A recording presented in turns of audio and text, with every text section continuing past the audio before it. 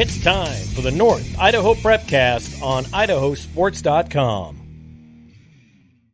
That's right. Welcome in. It is another edition of the North Idaho Prepcast on IdahoSports.com, where we are breaking down the biggest athletic stories in Districts 1 and 2, week in, week out in the great state of Idaho. You can check out this podcast several different ways. We show it live via video on the IdahoSports.com YouTube channel, Facebook page, and Twitter account. You can go back and watch the replay of that at all three destinations as well. If you're not able to be there live, you can also listen to this podcast at IdahoSports.com or wherever you download and subscribe to podcasts. So welcome in. I'm Brandon Baney. Let's bring on our North Idaho resident and expert, Ryan Scaggs. What's up, Scaggs?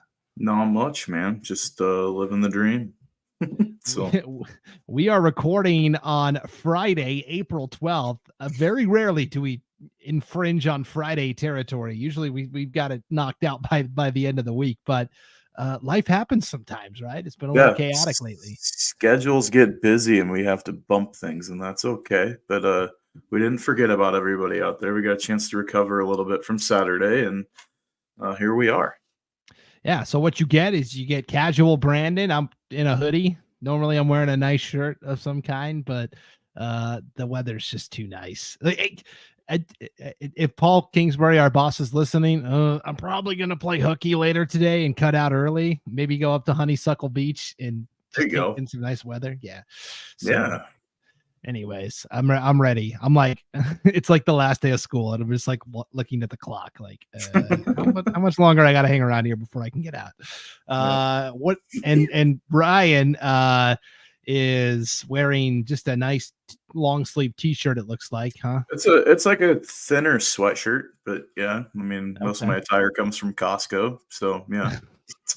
Yeah, we need the little disclaimer. You watch like the NFL Today on CBS, and at the end it's always like James Brown wardrobe provided by, we'll just have Ryan Scaggs wardrobe provided by Costco. It's like head to toe except for the shoes, pretty much. Yeah. Yeah, no, I like that sounds good. I was gonna bring up the fact that we were on talking before I hit the record button to go live. You were wearing glasses, and then it's like, oh, it's time for me to be on camera. Let me just whip those off. Well, and I get a weird glare coming in because I got a window right here, and so if I'm like trying to look at the camera every once in a while, I'll glance up and it like goes through. So I mean, I use them more for distance vision than anything else, but in my age I'm starting to notice that I need them more often than not for everything. So just don't make the mistake that our boss Paul Kingsbury made. This was like 2 or 3 years ago now, and he got LASIK surgery. And good for him. That's awesome. Let me ask you, would you ever do that? Would you ever do LASIK surgery? Oh, yeah. There's no need for it for me. I don't know. My eyesight, I mean, it's not the greatest. I got an astigmatism too, so I'm probably a great candidate for it. But I also have poor distance vision in addition to my astigmatism. So when it rains, it's like if I don't have my glasses, I'm good as like being blind. Like it's awful. But at nighttime I have to have glasses too. If I drive at night, I can't read squat. I can see objects. It's just fine details. They're not there. Yeah. And I basically need, I'm not wearing my glasses. I've got contact lenses in. I'm like blind as a bat. I don't know that I'd ever do LASIK surgery. I just don't know. There hasn't been enough data yet. We're kind of in the first generation of people that have gotten it. So I don't know what the long-term effects are. And so like, I'm good. I'm good. I'm good using correct. I don't mind wearing glasses. I can make them look okay. And they don't bug me. Like contacts don't fit my eyes, just flat out. I've tried them like 3 separate times, and every time I've tried it, it's been a miserable fail, and I just couldn't get to it. So I'm okay with like relegating to glasses the rest of my life if I have to. But I also have light sensitivity too, so I have like prescription sunglasses too. So that's why people always see me if I'm out in public. I'm usually wearing sunglasses. But yeah, gotcha. Yeah. So just to wrap up this story, I always try to have a non-sports kind of personal story to lead off here in the springtime, especially when things slow down a little bit. Sure. Paul Kingsbury, our boss, this was like 2 or 3 years ago, got LASIK surgery, which is fine. And basically, I guess you have an option like, hey, You can choose kind of near sight or far sight. Like one of them will be kind of somewhat compromised still. Otherwise, the recovery time is like significantly longer to do both. And he was like, yeah, just give me the far sight. That's what I really struggle with. So what he discovered is he got the LASIK surgery, recovered, and then got right back into calling games for IdahoSports.com. And he was doing a basketball game, and he looked down at the roster and realized, oh crap, I can't read what this says. So he's like out here. So he now is a guy that has gotten LASIK surgery, and yet every time he broadcasts a game, he's got glasses slid down to the end of his nose so he can peer down and look at the roster. Oh, it's hilarious. That's funny. Like, yeah, I'm not to that point yet where like my dad's got like the bifocals and all that stuff too, but I'm not quite to that territory. Yeah, I'm good. Okay. Here's a comment from Sean Kane, our East Idaho Prepcaster. Your eyes are bad, but both of you can see talent. There we go. Hey, and speaking of talent, boy, I don't know that I've ever been in a room with as much singular talent as last week's North Idaho Athletic Hall of Fame banquet. It was the 62nd Hall of Fame banquet or Hall of Fame class getting inducted into the North Idaho Athletic Hall of Fame. And for the first time, IdahoSports.com live streamed the event. Ryan, you and I were there on Saturday night at the Coeur d'Alene Resort for a really fun evening. Uh-oh. You got me now? Uh-oh, we lost Ryan Scaggs, I think. Oh no, Scaggs. You there? I'm the only one out there watching live right now, but it's a spinning wheel. Are you back yet? You okay? You got me? I'm in. You came. You went away. No, now you're gone. Yeah. Oh my gosh. What is happening right now with the internet in North Idaho? You have no idea, man. I have no idea. But I've got you briefly, so we can keep going. But somebody in the chat, let me know. Who's got the internet problems here? Is it me or is it Scaggs? Who are you getting interrupted feeds from? Or maybe it's just us on the back end. We'll see. You got me now? You good? Yeah, we're good now. Okay. Weird. Do you have too many browser windows open? But I have a relatively modest number of tabs open compared to what I normally do. So that's, I don't know. We'll see. It's my computer's in Friday mode too. Doesn't really feel like working. Anyways, we were talking about the North Idaho Hall of Fame, and that's when you kind of went crazy, or I went crazy, and I couldn't deal with anything. But we can start over. Yes, North Idaho Athletic Hall of Fame last Saturday. It was the 62nd Hall of Fame class that got inducted, and for the first time, IdahoSports.com live streamed the event. You and I were both at the Coeur d'Alene Resort on Saturday night, and what a fun evening it was. We had a lot of people come up to talk to us and thank us afterwards, and just to hear the speeches and see all the awards winners. I mean, that's a night I'll never forget. In terms of like events I've done since I've been at IdahoSports.com, that is at or very near the top of the list. That was I mean, it exceeded my expectations. I knew that they do a good job, and it was going to be a pretty good event, and really focused on the talents of the younger athletes in the high school level, because they did some college stuff too. But the level in which they took that was just unbelievable. I mean, I thought they did a phenomenal job putting that thing together, and bringing in Mark Schlereth as the keynote speaker. That was one of the better stories and speeches that I've heard in a long time. I mean, had us on the floor laughing in some parts, and being able to be real about some stories that you see and further in the business, and being able to hear like Randy Mueller talk about what it's like coming from a small town, and he like had all the small town kids, kind of stand up, single them out and stuff too. And he never looked back on his roots. And if you don't know who Randy Mueller is, he was an NFL GM and vice president for a number of teams throughout the NFL. And even now I think he's on the head board of the AFL or the USFL or whatever it is now, the UFL. But but just a great night and being able to meet those individuals too. But also the most fun I had was meeting all the kids that we've talked about and finally getting correct pronunciations of people that we've been for 3.5 years saying their name incorrectly. So yeah, no, that's it was awesome. The night belonged to Bonners Ferry High School and the Bonners Ferry community. They were the loudest section. They were the rowdiest group of tables. They had a lot of award winners. And if you want to see all the award winners, you can go to nihof.org, or you can watch the replay of the Athletic Hall of Fame banquet. It's on our YouTube channel and Facebook page, actually. And you can go back and watch the replay of all of that.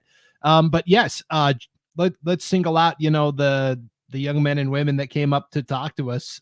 Jack Driscoll from Logos came up before the event and shook our hands and said, thanks for all the great coverage. And his parents came up too. That was all afterwards. That was awesome as well. And yeah, that was super cool. Football at Logos, basketball at Logos, baseball for Moscow. He's going to play college football. Yeah. He told us. Yeah, he's going to play college football at the next level, and he's going to be at the NAIA level, but he's going to find success. I mean, I look at that kid and how hard he works, and the body of work, and the type of athlete, and just a great kid. I mean, he's going to do great things, and I loved Randy Mueller's speech for that reason, because it was directed at kids like him and Ty Kep and some of those smaller school kids that they can go on and do huge things, even if they play at the NAIA level. Because that was what Randy Mueller did himself. He walked onto an NAIA team and leading his team to a national championship.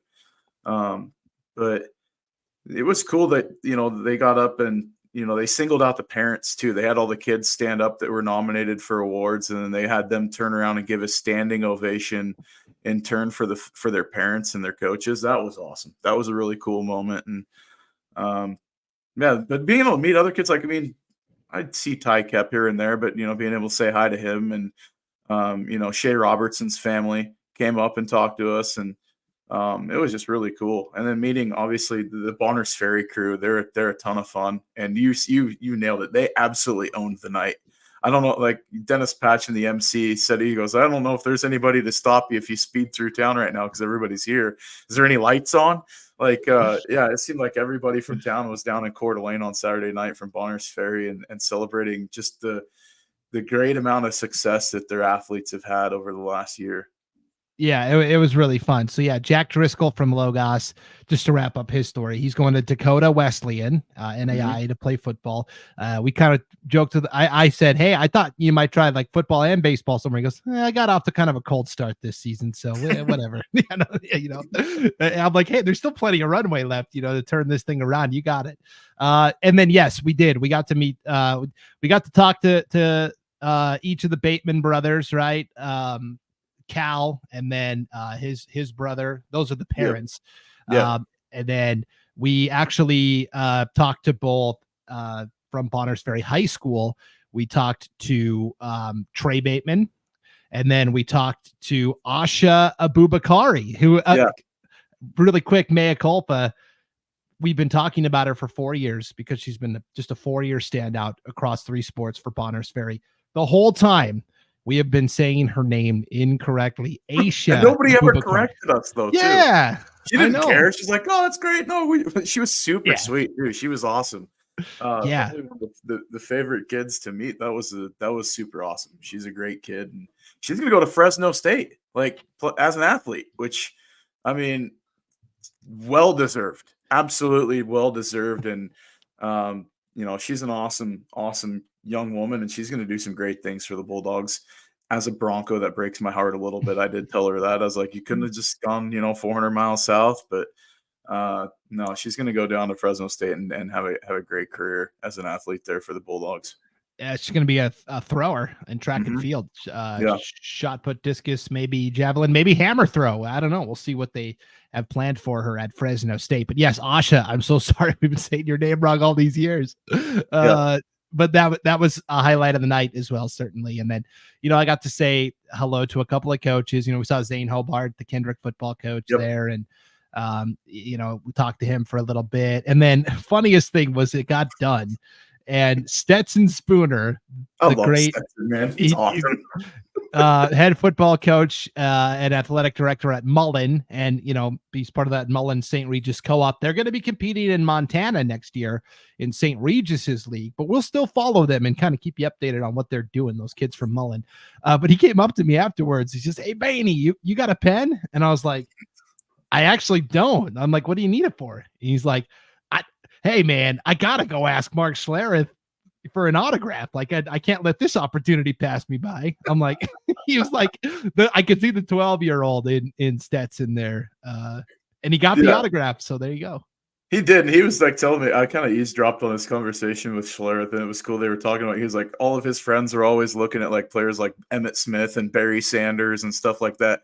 And he was always following the offensive linemen. And so he was like Schlereth, and he was just rattling off offensive lineman names like they were, and a lot of them are Hall of Famers and all pros and stuff like that. But the names he was just rattling off to Schlereth. Schlereth was just like, yeah, like talking to him. I mean, it was pretty cool. That was a cool moment to see an adult become a kid for a few minutes too. That was pretty awesome. Yeah, and of course, Mark Schlereth, former Idaho Vandals offensive lineman, won 3 Big Sky championships, and then had a great NFL career as an offensive guard for both the Washington Redskins and the Denver Broncos. Won a couple Super Bowls along the way as well. So he was a great keynote speaker, and it was just a great night overall. And I think it was a resounding success. Obviously, it was a resounding success from the North Idaho Athletic Hall of Fame. They've got this fine-tuned at this point. They know what they're doing. I thought it was a great success for us, though, being able to add an element to it. And it's a great partnership that I see only strengthening in the years to come. Absolutely. And the individuals that put it on, I mean, folks like Bert Sahlberg and, Rick Rasmussen and the rest of that crew, and Kenny Hobart's on that board as well. And he was incredibly helpful with us as well, getting things put together. That was an awesome opportunity for us just to be there and be able to bring it to family members. We had a coach that won an award, and she found out by watching our feed while they were in Hawaii, that was pretty neat. That was awesome. That, there was a bunch of people that were missing from the event for one thing or another. They had family events or vacations scheduled and stuff like that because it was the end of the college seasons. And they were watching on our feed, and that was pretty cool to be able to provide that. And somebody, messaged me later going, "Hey, my grandma was watching down in California, and I had an aunt watching down in like Colorado or something like that." It was awesome. That was super cool to be able to be the ones that provided that opportunity to be there and join in on the festivities for a great event. It was awesome. And I hope that we get a chance to do that for years to come. Yeah, it was just a great night overall for sure. So again, North Idaho Athletic Hall of Fame, you can go to nihof.org. There were 50 awards given out. So, I mean, we'd be here all day highlighting them all. Coeur d'Alene Press also had, the award winners, and you could also just go back and watch it on IdahoSports.com's YouTube channel or Facebook page. So, yeah. And I would say this too, like we talked on Bonner's Ferry on the night, I think for team awards, Coeur d'Alene cross country team, holy smokes. I mean, like athlete of the years, like they had everybody listed, man. It was awesome that how much they got for accolades, and they deserved it. I mean, the season they had, winning a state championship, going on and winning a regional championship, and then going to nationals and placing in the top 11 or top 12 at nationals was an incredible finish for that team. And I know their coach was the coach of the year, and well deserved. I mean, just huge amount of kudos to that Viking team. Yeah, and a lot of those guys were gone actually from the Hall of Fame ceremony, the Coeur d'Alene cross country boys, because they were competing at the Arcadia Invitational in California, big national competition. Marlo Herford had a great recap of everything that happened there in this week's edition of the Bell Lap. That's our weekly track and field rundown with Marlo Herford. It's every Tuesday. Tuesdays are for track and field this spring at IdahoSports.com. Max Skinner had the best time in the 3200. He took 25th overall, which, national competition, pretty good.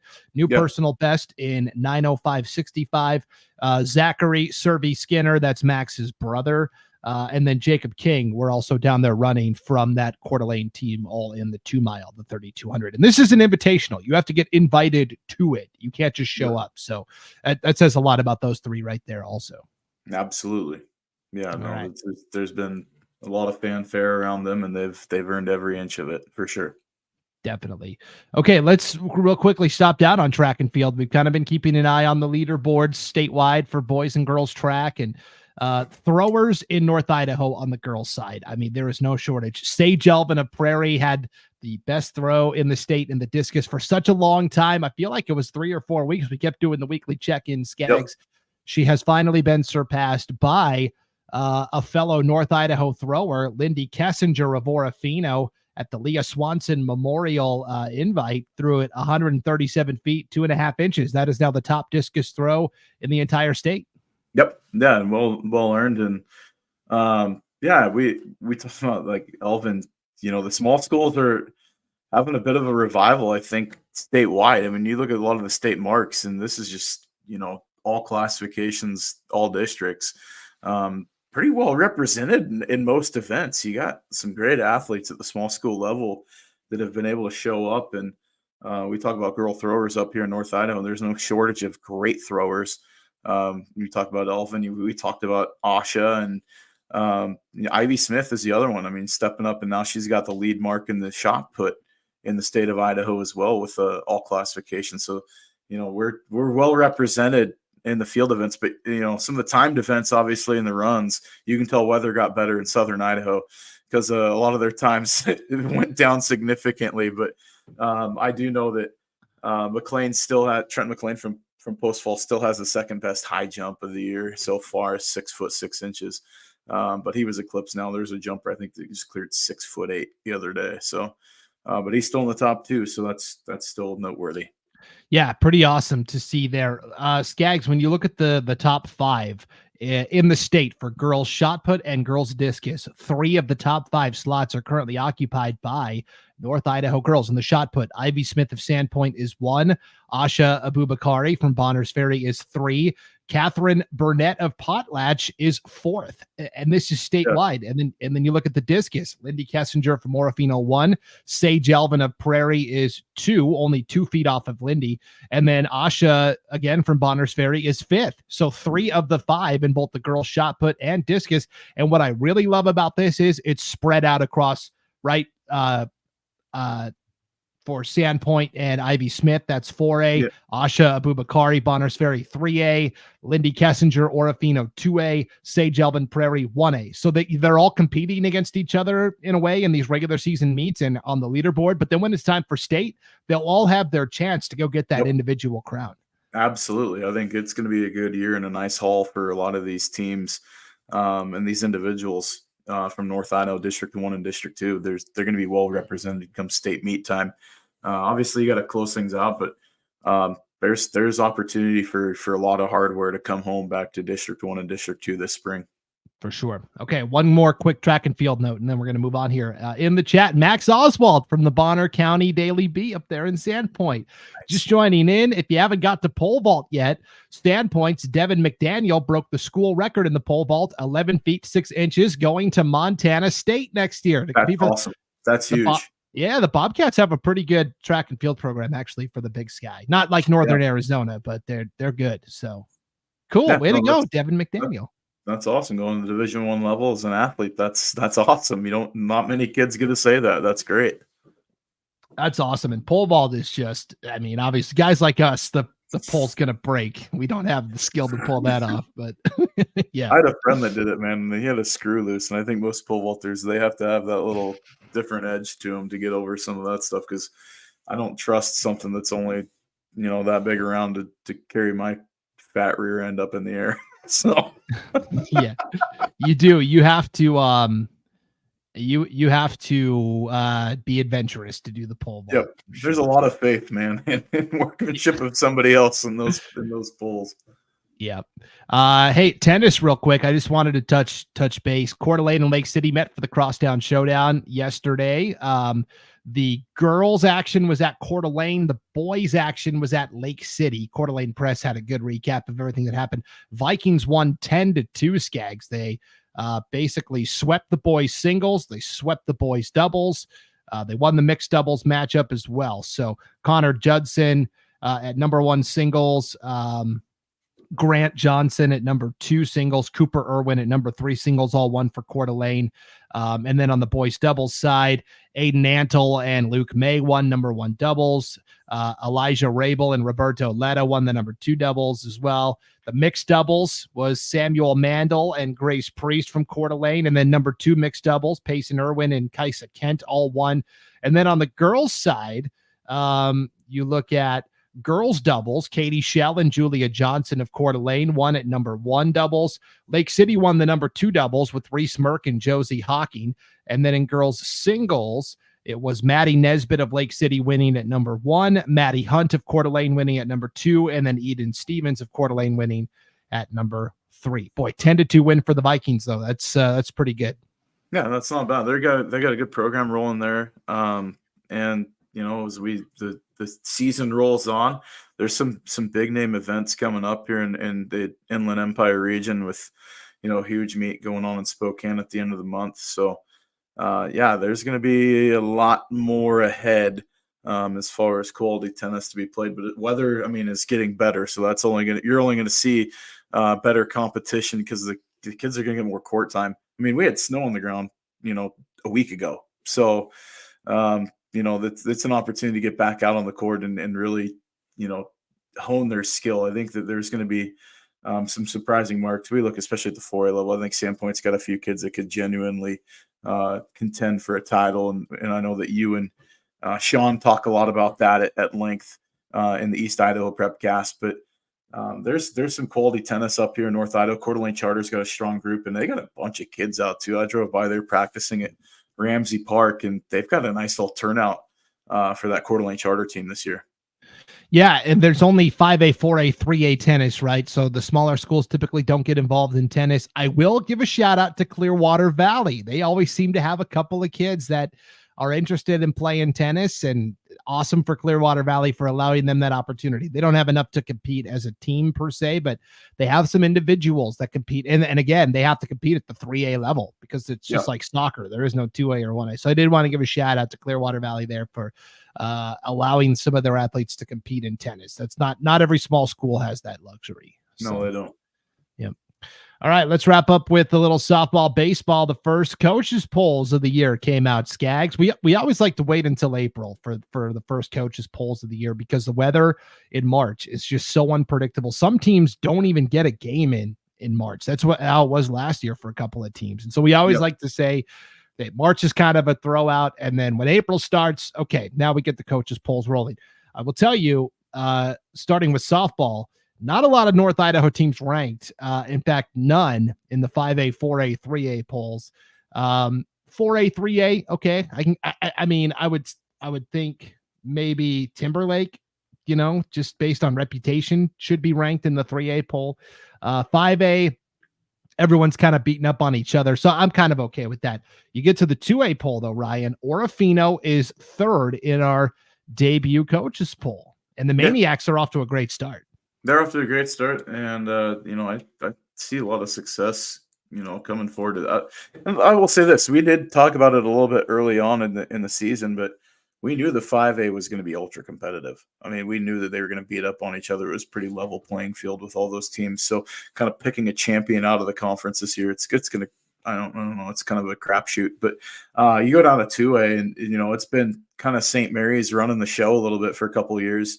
And now you see this Maniac team making some strides and off to a hot start. So that's really great to see for, you know, softball at the 2A level in this area. And, you know, it's only going to get better, I think, as like you said, the weather gets better. They're going to get more cuts in, and they're going to be able to get out on the field more, not have as many rainouts. So see a lot of double headers, I think, coming up the next few weeks for a lot of these teams as they make up some dates. But yeah, it's gonna be interesting to see how this month progresses. It's kind of like witching hour for a lot of these teams because the season does end so abruptly once you hit the month of May.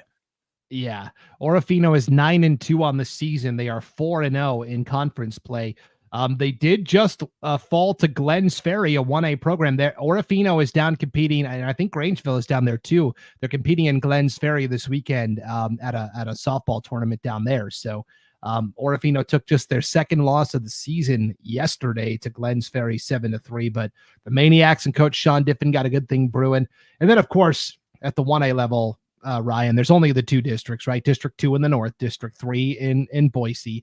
And so, of course, there's going to be some teams ranked in the 1A poll. Genesee, the defending state champs, very quietly have started undefeated, not getting a lot of fanfare, I feel like, early on. Genesee is very, very good. Kendrick is ranked 3rd. Clearwater Valley is ranked 4th, and Potlatch is tied for 5th. Yeah, and I look at it again. I don't understand how some of that works, how they get. I think this District 2 teams love to be under the radar and slide it a little bit, because I do really feel that once again we'll see the state champ come out of that conference. But yeah, Genesee quietly, but they've got great coaching, man. Coach Malcolm does such a great job with that unit, and the Bulldogs, they got a great lineup. They're going to be a contender. I mean, we see them undefeated now, but I think that that's going to continue and hold suit. But, Lewiston's kind of the softball mecca right now because everybody's moving games there. I saw Kendrick had to move some games to Airport Park in Lewiston this week with weather and everything else. So, yeah, I think, it's still early. It's, we're only in the second week of April, and there's still a whole lot of time and a lot of softball to be played. But I think we'll start to see our favorites really start to emerge in the next couple of weeks. I think what's impressive for Genesee is they've beaten Orofino, right? So, and Orofino's only lost twice all year. We just mentioned that. They have beaten Lewiston's JV twice. Now it's a JV, but it's a 5A JV. And they've beaten the Moscow JV also. And none of these games are particularly close against these JV teams. Really what I've got circled on the schedule is Kendrick and Genesee. They're going to play on back-to-back days, Monday, April 29th, Tuesday, April 30th. The Monday game will be in Genesee. The Tuesday game will be in Julietta. And that will probably decide your conference race right there. Yep. And so it'll be fun to see that as it comes down the track for sure. But yeah, Genesee is 6-0. And I think statewide isn't on anybody's radar yet because they haven't played a lot of games. But up here in North Idaho, we know they're legit. They're good. Yeah. Yep. I mean, they had a couple winners on Saturday night, so that tells you what you need to know. Exactly. All right. Baseball coaches polls, Scaggs. Nobody ranked in the, let me double check. I don't want to give you bad info here. Nobody ranked in the top 5 in class 4A or class 3A, but we do have someone breaking through in the 5A poll, and it is Lake City. The Timberwolves check in at number 4 on the coaches poll this week. I think that's an appropriate place for them. Absolutely. I think Lake City's a dangerous team. I mean, you look at what they were able to do down at the tournament down at Rocky Mountain earlier in the year. I mean, granted, weather was a factor in everything in some of their games, but that team, they've got offense, they've got great pitching, they've got defense behind them, and they can pop off for a couple home runs every game too. That's a team that could be a dangerous out if they make it through the league schedule and they're the bid to state. That's a team that's going to be a tough out come state tournament time. Definitely. Also in the 2A poll, Orofino still undefeated, Scaggs. They checked in at number 3 in the poll this week behind both Cole Valley Christian and Nampa Christian. And then Grangeville is right there at number 4 as well. Grangeville is down playing. And so we talked about on the softball side that Grangeville and Orofino were in Glens Ferry for a tournament. The Glens Ferry baseball team is also hosting a tournament this weekend. It's the annual Wood Bat tournament, and Grangeville is down there playing. And I'm trying to remember if Orofino's down there as well. I don't think Orofino made the trip down, but Grangeville's down there playing at the old Wood Bat tournament. That's always fun. Yeah, sometimes you don't see the offense necessarily pop off in those tournaments either. It's a little bit more of a pitching exhibit. I mean, bats are so different now, even on the metal side, compared to like the composites and stuff that they have when I was a kid, ripping the freaking red lines and the TPX Omaha and everything else like back as a kid. But yeah, I mean, things have changed so much nowadays with how things are. It's an adjustment going to a wood bat. It really is. And we'll see how things go, but I mean, obviously you don't use it the rest of the season. So it's just kind of a one-off tournament, which is nice to see, but it's nice to get out of your district too and play some games, maybe get some different weather. I don't know what the Camas Prairie is like today, but typically, it's not too friendly this time of year, so going south isn't a bad idea to get some warmer weather and maybe have the offense wake up a little bit. For sure. And Orofino has established themselves as the team to beat. The Maniacs are 11-0 overall, 3-0 in the district, and they've already beaten Grangeville twice. They get one more game with the Bulldogs coming up later this season. So to me, the question is, who takes second? Is it Grangeville? Is it Kellogg? We know Kellogg's got some good athletes. Is it St. Mary's? They're playing for a lot, after the tragic passing of longtime coach Craig Teft, earlier this year. And so I don't know. All three of those teams, it wouldn't surprise me. Kellogg is 1-0 in league play. Grangeville's 3-2 with the 2 losses to Orofino. St. Mary's is behind the 8 ball a little bit, right? They're 1-2 in league play to start.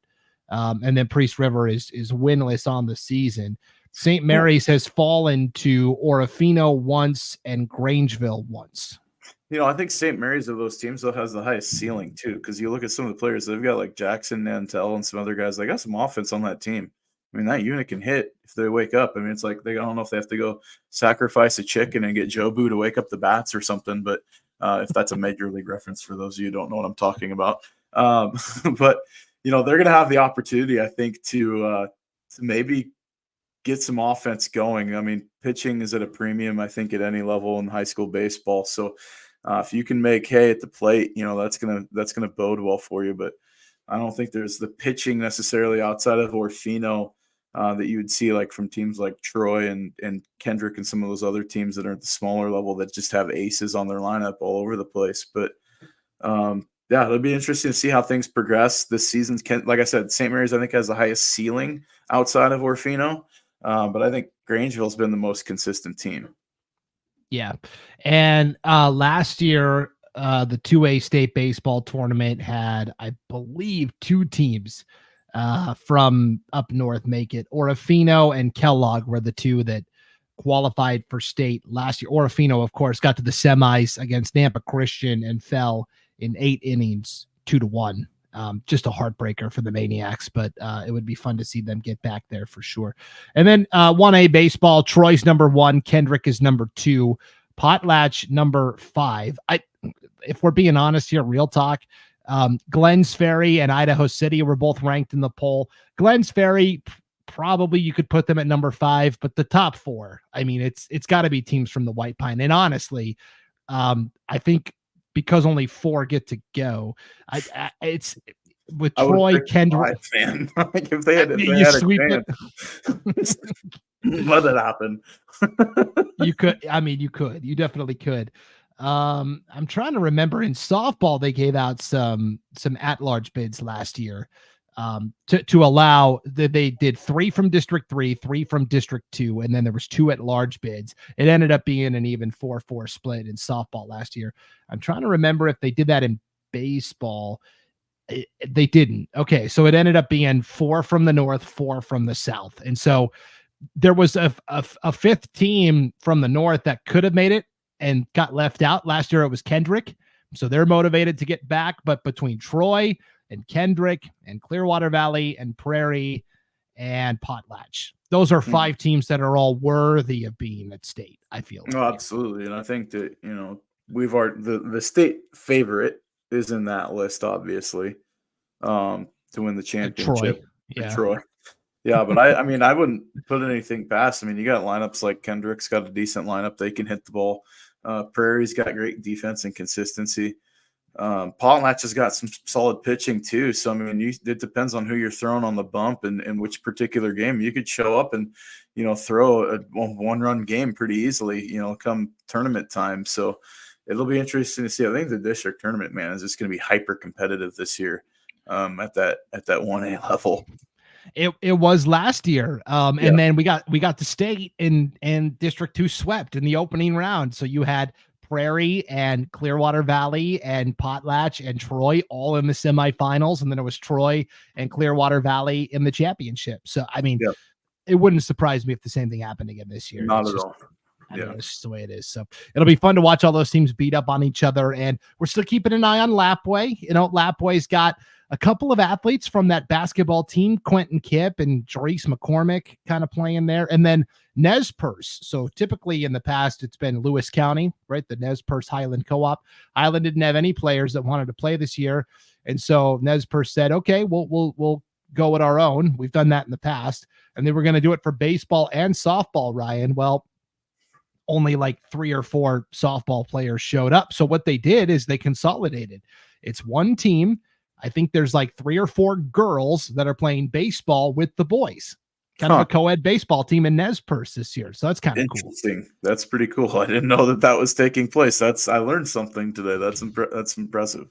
Yeah, no, it's kind of a cool story. So, and they've gotten off to a decent start, kind of a light schedule, but, we'll keep an eye on the Nighthawks from Nez Perce as well in baseball. They are off to a 1-4 start. So we'll see. They split with Lapway, and then they just got swept by Genesee. And I guess we shouldn't discount Genesee in our conversation either, possibly. Genesee's going to be lurking too. Wasn't that long ago that they were the state champs. So, all right, let's wrap up with this. A tennis note from, again, our good friend Max Oswald from the Bonner County Daily Bee. Sandpoint's Pepper Rickard. Sandpoint beat Post Falls yesterday 11-1 in tennis action, and Pepper Rickard went 6-0, 6-0, and only lost 1 single point throughout 2 sets. He said people have been asking for her autograph at meets. Yeah, she's legit, man. I'm telling you, she's the real deal. It would be my dark horse favorite to win the 4A title in tennis. She's the real deal, and that's awesome. And you talk about dominance, losing 1 single point. Like, that's craziness. Like, I mean, because he's like 15, 30, 40 in love, right? I mean, and then you have game. So it's to only get 1 point is just absolutely nuts. And, I don't know if I've ever seen that. And she is a freshman at Sandpoint High School. So we're talking, you'll get like a double fault here and there, and then it ends up giving up a point. And so like nothing, like just nope, we're good. Yeah. The spokesman in Spokane actually had a good article just a couple days ago about Pepper. She went and competed in February at the U14 national tournament. She won the doubles championship, her and her partner, and then she took number 2 nationally in singles also. Yeah, that's the real deal right there. That is, and Coach Kent Anderson does such an amazing job with that group, and he helps around. They kind of have a middle school program too that he helps coach, and they have the club team that plays in the summer, and they just got kids that love being out on the court and they love playing, and it shows they've had success, and there's a reason for it. And that starts from the top down there with that group. But yeah, Coach Anderson's awesome. I mean, he's just a great guy, and really cares about the kids and the sport, and he gets them bought in, and they play like with an edge, like a football team. When they play tennis, it's kind of funny how you watch them practice and prepare, but there's like a little bit of an edge to them. And they're a sight to behold. Like, Pepper's the real deal. She's legit. Yeah, and so you might be wondering, she's homeschooled, which allows her to travel to all these national tournaments. I mean, like, how does Pepper Rickard wind up at Sandpoint? Well, the coach, Kent Anderson, that's her grandpa. So there you go. Yep. Yeah. Cool deal for sure. That's awesome. We'll keep an eye on it for sure as the season goes along. Max, thanks for all those great Bonner County tidbits. Seriously, Bonner County Daily Bee's been crushing it with Priest River, Sandpoint, Clark Fork coverage. He's got one more. Okay, Jesse Turner from Sandpoint. He was the finalist for baseball athlete of the year, and then he was a co-winner. One more, Jesse Turner, 0.98 ERA through 14 in the third innings this year. At 4A, that's impressive. That's an impressive stat. I mean, we see it at 1A2, which isn't any less impressive, but to have a sub 1 ERA that's doing something, man. That's awesome. That might have been the funniest moment, off the cuff moment. Dennis Patchen, the MC at the Hall of Fame banquet last Saturday, announced Dom Holden from Troy as the baseball player of the year, right? And he was just a sophomore last year. It was for last season. And he's reading, Dom's accomplishments. And he's like, Dom had a 0.14 ERA. 0.14. How many runs did you give up? And Dom's walking by to get his plaque. And he's just, I don't know. Patson's like 0.14. What'd you give up? Like 2 runs all year? Yeah. That one, and then when he got to the golf one, that one was pretty good too. When he's like rattling off golf scores, and he's like, "You won by what?" It was the kid from Kellogg that won it. Oh, Stephen Paul. Yeah. Stephen Paul. And he's like, "You shot a 64?" He's like, "Keep walking. Get out of here." Yeah, it was a lot of fun. So again, you can rewatch that North Idaho Athletic Hall of Fame banquet on the IdahoSports.com YouTube channel and Facebook page. All right, Scaggs, we'll get out of here. I'm trying to keep these shorter, and then we get off topic and get lost. And I apologize, but we start talking about LASIK, so that was our problem. No, I know. Sorry, I try to be somewhat, entertaining at the beginning, and then it always ends up making us go long. So thank you for tuning into the North Idaho Prepcast, everybody. Enjoy the competition this weekend. Travel safe. For Ryan Scaggs, I'm Brandon Baney, and we will see you next time on IdahoSports.com.